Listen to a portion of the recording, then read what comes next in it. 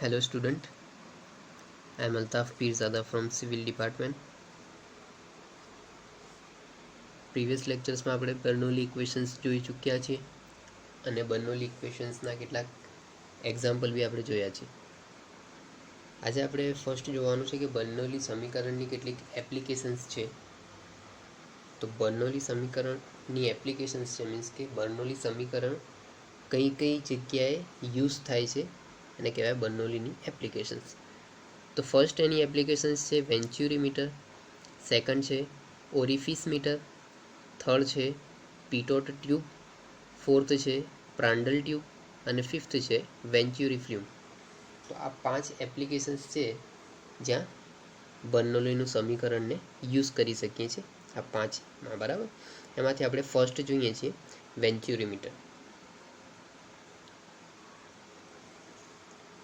તો આ ફિગર છે તમારી વેન્ચ્યુરી મીટરની. વેન્ચ્યુરી મીટરમાં 3 ભાગ હોય છે. ફર્સ્ટ જે ભાગ છે એને આપણે કન્વર્જિંગ કોન એટલે કે અભિસારી શંકુ કહીએ છીએ. સેકન્ડ જે પાર્ટ છે જે અભિસારી શંકુ અને અપસારી શંકુ બંને શંકુને કનેક્ટ કરે છે એ છે આપણું થ્રોટ એટલે કે સેકન્ડ છે આપણું કંઠ. અને થર્ડ જે પાર્ટ છે એ થર્ડ પાર્ટનું નામ તમારું છે કન્વર્જિંગ કોન એટલે કે અપસારી શંકુ. ઓકે, તો આ 3 પાર્ટ હોય છે. 3 પાર્ટ વિશે આપણે માહિતી મેળવીએ. ફર્સ્ટ છે આપણું અભિસારી શંકુ એટલે કે આની વાત કરી છે આપણે. તો અહીંનું જે ડાયામીટર છે એ D1 છે, અહીંનું ડાયામીટર D2 છે એટલે અહીંનું D2 છે અને આપણું D1 ડાયામીટર છે. આ 2.5 ઇન્ટુ આ D1 અને 7.5 ઇન્ટુ D1. બરાબર, તો ફર્સ્ટ આપણે વાત કરી અભિસારી શંકુ. તો અભિસારી શંકુ છે શું? તો આ એક ટૂંકી પાઇપ છે. અભિસારી શંકુ એક ટૂંકી પાઇપ છે જેનો વ્યાસ D1 થી ઘટીને D2 જેટલું થાય છે. અભિસારી શંકુ એક ટૂંકી પાઇપ છે જેનો વ્યાસ D1 થી ઘટીને D2 જેટલું થાય છે. સેકન્ડ પોઈન્ટ છે કે જો વ્યાસમાં ઘટાડો થાય છે તો એનું વેગ જે હોય છે એમાં વધારો થાય છે. સેકન્ડ પોઈન્ટ છે કે અભિસારી શંકુમાં વ્યાસનું ઘટે છે તેથી એનો વેગ જે છે એ વધે છે. ઓકે, થર્ડ પોઈન્ટ છે એનું કે એનો જે ખૂણો છે એ 20 ડિગ્રી છે. અભિસારી શંકુ ખૂણો લગભગ 20 ડિગ્રી જેટલો હોય છે અને એની જે વેન્ચ્યુરી મીટરનું એને ઇનલેટ કહેવામાં આવે છે. વેન્ચ્યુરી મીટરનું ઇનલેટ કહેવામાં આવે છે અને તેની લંબાઈ જે છે એ 2.5 D1 જેટલી હોય છે. તો આ છે આપણી અભિસારી શંકુ. અભિસારી શંકુ એક ટૂંકી પાઇપ છે જેનો વ્યાસ ઘટીને D1 થી ઘટીને D2 જેટલું થાય છે.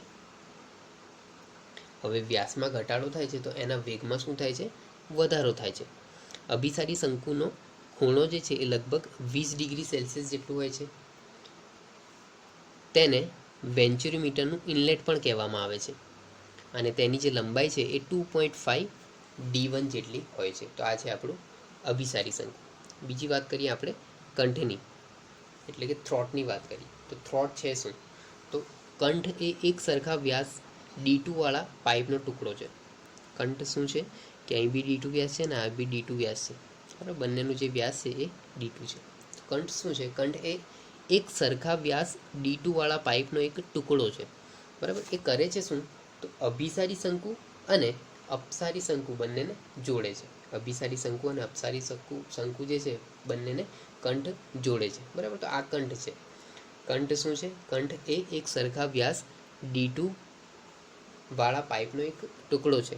બરાબર, તે અભિસારી શંકુ અને અપસારી શંકુ બંનેને જોડે છે. તો આ છે કંઠ. થર્ડ આપણે જોઈએ. થર્ડ છે આપણું અપસારી શંકુ. તો અપસારી શંકુ શું છે? તો આ તમારું D2 વ્યાસ છે અને આ D1 છે. તો તે એક પાઇપ છે જેનો વ્યાસ D2 થી વધીને D1 જેટલું થાય છે. અપસારી શંકુ એક પાઇપ છે જેનો વ્યાસ D2 થી વધીને D1 જેટલું થાય છે. હવે વ્યાસમાં શું થાય છે? વધારો થાય છે. તો વ્યાસમાં વધારો થશે જેથી એનો વેગ જે હોય છે એમાં ઘટાડો થાય છે. વ્યાસ વધે છે તો વેગ જે છે એ ઘટે છે.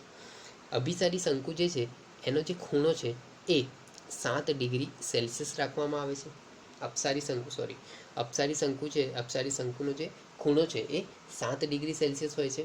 તેને વેન્ચ્યુરીમીટરનું આઉટલેટ પણ કહેવામાં આવે છે. અને એની લંબાઈ જે છે એ 7.5 D1 જેટલી હોય છે. તો આ છે આપણું અપસારી શંકુ. કે અપસારી શંકુ શું છે? એક પાઇપ જ છે, પણ જેનો વ્યાસ D2 થી વધીને D1 જેટલું થાય છે. અહીંથી અહીં વ્યાસ વધે છે, બરાબર? એટલે D2 થી વધીને D1 જેટલું થાય છે. અપસારી શંકુમાં વ્યાસ વધે છે, બરાબર? તો વ્યાસ વધશે તો એનો જે વેગ હોય છે એ વેગમાં ઘટાડો થાય છે. અપસારી શંકુનો જે ખૂણો હોય છે એ 7 ડિગ્રી જેટલું હોય છે અને તેને વેન્ચ્યુરીમીટરનું આઉટલેટ કહેવામાં આવે છે. તેની લંબાઈ જે છે એ 7.5 D1 છે. એટલે કે અભિસારી શંકુ અને અપસારી શંકુને તમે આવી રીતે યાદ રાખી શકો છો, બરાબર? કે અપસારી શંકુ જે અભિસારી શંકુ છે, બરાબર, એ બી એક પાઇપ છે ને અપસારી શંકુ બંને પાઇપ જ છે, બરાબર? તો ખાલી થાય છે શું કે અભિસારી શંકુમાં શું થાય છે કે આ વ્યાસ વધારે હોય છે, વ્યાસ ઘટાડો થાય છે વ્યાસમાં. જ્યારે અહીંયા વ્યાસમાં જે વધારો થઈ જાય છે, બરાબર? અહીંયા વ્યાસમાં જો ઘટાડો થાય છે તો એનો વેગમાં શું વધારો થાય છે. જ્યારે અહીંયા વ્યાસમાં વધારો થઈ જાય છે તો એના વેગમાં ઘટાડો થઈ જાય છે. બંનેના ખૂણા તો અહીંનો તમને 20 ડિગ્રી સેલ્સિયસ રાખવામાં આવે છે અને આનો જે ખૂણો છે એ 7 ડિગ્રી રાખવામાં આવે છે, બરાબર? આની જે લંબાઈ છે એ 2.5 D જેટલી રાખવામાં આવે છે, આની 7.5 D1 જેટલી રાખવામાં આવે છે, બરાબર? તો આ છે આપણી વેન્ચ્યુરીમીટરના કેટલાક ભાગો. હવે નેક્સ્ટ આપણે જોવાના છીએ કે વેન્ચ્યુરીમીટરની ઇક્વેશન્સ આપણે પ્રૂવ કરવાની છે. તો વેન્ચ્યુરીમીટરની આપણે ઇક્વેશનને પ્રૂવ કરીએ.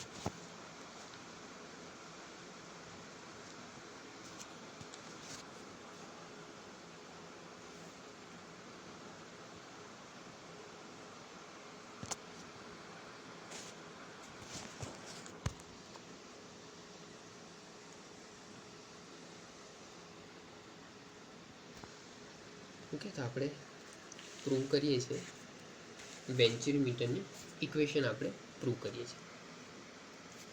તો વેન્ચ્યુરીમીટરમાં આપણે P1 લઈએ છીએ. P1 શું છે? તો સેક્શન 1 આગળનો દબાણ છે. V1, તો V1 શું છે? તો V1 છે સેક્શન 1 આગળનો વેગ છે. Z1, તો Z1 શું છે? સેક્શન 1 આગળનો ડેટમ હેડ છે. અને A1, તો A1 શું છે? સેક્શન 1 આગળનો એરિયા છે. એવી જ રીતે P2, V2, Z2, A2 હશે. P2 શું હશે? સેક્શન 2 આગળનું દબાણ હશે. V2 શું હશે? સેક્શન 2 આગળનો વેગ હશે. Z2 શું હશે? સેક્શન 2 આગળનો ડેટમ હેડ. અને A2 સેક્શન 2 આગળનો એરિયા, બરાબર? અહીંયા આપણે બર્નોલી ઇક્વેશન્સને એપ્લાય કરીએ છીએ, બરાબર? કેમ કે આ એક એપ્લિકેશન્સ છે, બર્નોલી સમીકરણની એક એપ્લિકેશન્સ છે વેન્ચ્યુરીમીટર, એટલા માટે. તો આમાં બર્નોલી સમીકરણ આપણે એપ્લાય કરીએ છીએ, બરાબર? તો બર્નોલી સમીકરણ આપણું શું છે? બર્નોલી સમીકરણ છે આપણા જોડે Z1 plus V1 square by 2G plus P1 by W is equal to Z2 plus V2 square by 2G plus P2 by W. આપણી ઇક્વેશન્સ છે બર્નોલી સમીકરણનું ઇક્વેશન્સ છે, બરાબર? હવે અહીંયા એવું કન્સિડર કરવાનું છે કે જે આપણું વેન્ચ્યુરીમીટર છે એ વેન્ચ્યુરીમીટર છે, બરાબર? અહીંથી તમને આપણું કંઠ આવશે, બરાબર?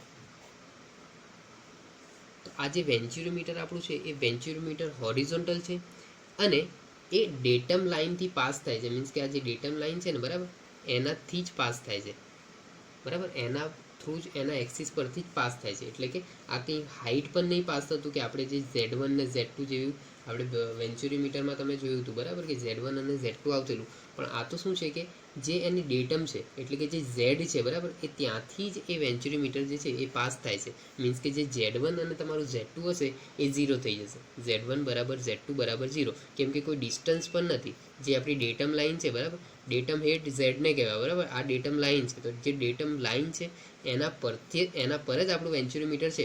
મીન્સ કે જે Z1 અને Z2 છે એ આપણું થઈ જશે 0.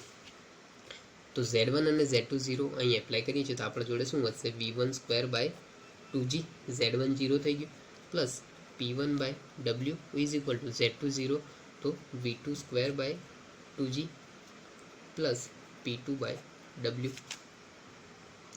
હવે P1 બાય W છે, P2 બાય W ને અહીં સાઈડ લાવું છું ને V1 સ્ક્વેર બાય 2G ને પેલી સાઈડ લઈશું. તો P1 બાય W ઇક્વલ ટુની આ સાઈડ આવશે તો થઈ જશે minus V2/W is equal to V2² / 2G. ઇક્વલ ટુની આ સાઈડ જશે થઈ જશે માઇનસ V1² / 2G. ઓકે, હવે એક ચીજ આપણે જાણીએ છીએ કે P બરાબર શું થાય છે, WH. તો H બરાબર શું થશે, P/W. તો અહીંયા છે કે P1/W માઇનસ P2/W. તો P/W છે એને H આપણે લખી શકીએ. તો લખીએ છીએ કે H બરાબર V2² / 2G minus V1² / 2G. બરાબર, 2G ને કોમન લઈ લઉં છું તો 1/2G. તો કૌંસમાં શું બચશે, V2² માઇનસ V1².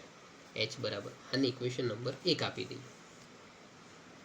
ઓકે, હવે આપણે જાણીએ છીએ બરાબર કે A1 V1 બરાબર A2 V2 થાય છે. અહીંથી V1 બરાબર શું થશે, V1 બરાબર A2 ડિવાઈડમાં જતું રહેશે A2/A1 ઇન્ટુ V2. પણ આપણી જે આ ઇક્વેશન છે એમાં તો આપણને શું જોઈશે, V1નો સ્ક્વેર જોઈશે. તો આ ઇક્વેશન જે લાયા આપણે બરાબર એ ઇક્વેશનનો આપણે સ્ક્વેર કરી દઈએ. તો V1² બરાબર A2નું સ્ક્વેર ડિવાઇડેડ બાય A1નો સ્ક્વેર ઇન્ટુ V2નું સ્ક્વેર. આ જે આપણે વેલ્યુ લાયા V1ની એ ઇક્વેશન નંબર 1 આપણે જે લાયા ઇક્વેશન નંબર 1 એમાં આપણે મૂકીએ. ઇક્વેશન 1માં મૂકતા તો ઇક્વેશન 1 આપણી આવી રીતે છે, H બરાબર 1/2G V2નું સ્ક્વેર માઇનસ V1નો સ્ક્વેર. બરાબર, આપણે મૂકવાની છે V1ની જગ્યાએ આ વેલ્યુઝ. બરાબર, તો V1ની જગ્યાએ આપણે વેલ્યુઝને મૂકીએ. તો 1/2G V2નું સ્ક્વેર એમના એમ V1² બરાબર આપણે શું લાયા, A2નું સ્ક્વેર ડિવાઇડેડ બાય A1નો સ્ક્વેર ઇન્ટુ V2નું સ્ક્વેર. બરાબર, V1 બરાબર શું લાયા, V1² બરાબર A2નું square divided by A1² into V2². બેમાંથી કોમન શું આવે છે, V2નું સ્ક્વેર કોમન આવે છે એટલે કે H બરાબર V2નું સ્ક્વેર ડિવાઇડેડ બાય 2G. અંદર શું વધશે, 1 માઇનસ V2 જતું રહ્યું તો શું વધ્યું, 1 માઇનસ A2નું square divided by A1². Okay, હવે અહીંથી આપણે લસા લેશું તો લસા શું આવશે, A1² લસા આવશે એટલે વધશે શું, V2² / 2G. A1નો સ્ક્વેર લસા આવ્યો A1² minus A2² divided by A1². A1 લસા આવી ગયું બરાબર, અહીંયા 1 જોડે A1ને મલ્ટીપ્લાય કરી દીધું એટલે A1² minus A2² divided by A1નો સ્ક્વેર. બરાબર, H બરાબર આપણને શું મળ્યું કે V2નું square by 2G A1² minus A2² divided by A1². હવે આપણને તો શું જોઈએ છે, V2² આપણે ફાઇન્ડ કરવાનું છે. તો V2નું સ્ક્વેર બરાબર શું થશે, આ જેટલા ટર્મ છે ઇક્વલ ટુની પેલી સાઈડ જશે એટલે કે ઇક્વલ ટુની પેલી સાઈડ જશે તો ફર્સ્ટ ઓફ ઓલ 2Gને ઉપર લઈ જશું, 2G ઇન્ટુ H એટલે કે 2GH થઈ ગયું ડિવાઇડેડ બાય આ ટર્મ જશે અહીંયા એટલે કે A1² માઇનસ A2² કંઈ જતા રહેશે છેદમાં અને A1² કંઈ જતું રહેશે અંશમાં એટલે કે વધશે તમારું શું કે આ A1² છેદ ઉપર રહેશે એટલે કે A1² ડિવાઇડેડ બાય આ છેદમાં જતા રહેશે એટલે કે A1² માઇનસ A2નું સ્ક્વેર. ઓકે, કે V2નું સ્ક્વેર બરાબર આપણને તો V2² જોતેલું. તો આ જેટલી બી ઇક્વેશન્સ છે, આ જે કિંમત છે બરાબર આ કિંમત એને આપણે કઈ લઈ જવાની પેલી સાઈડ એટલે કે V2નું સ્ક્વેર બરાબર શું થઈ જશે, 2GH. આ A1નો સ્ક્વેર ઉપર મલ્ટીપ્લાય થશે ને A1² માઇનસ A2² નીચે થશે બરાબર એટલે કે V2² બરાબર 2GH A1² માઇનસ A2². આપણને તો શેની વેલ્યુ જોઈએ છે, V2ની વેલ્યુ જોઈએ છે બરાબર. તો V2 બરાબર શું થશે,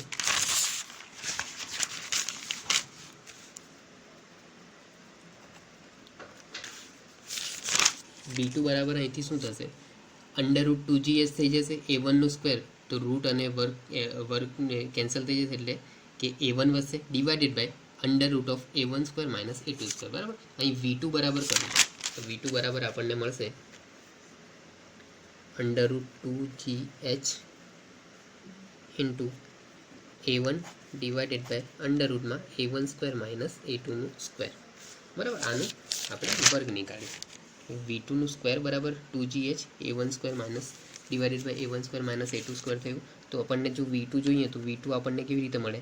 આ અંડરરૂટમાં જતું રહેશે, અંડરરૂટ 2GH આનો સ્ક્વેર છે બરાબર, તો સ્ક્વેરથી એ કેન્સલ થઈ જશે, એટલે કે A1 વધશે ડિવાઇડેડ બાય આનું વર્ગમૂળ આવી જશે A1 સ્ક્વેર માઇનસ A2 નું સ્ક્વેર બરાબર. તો V2 આપણને મળ્યું.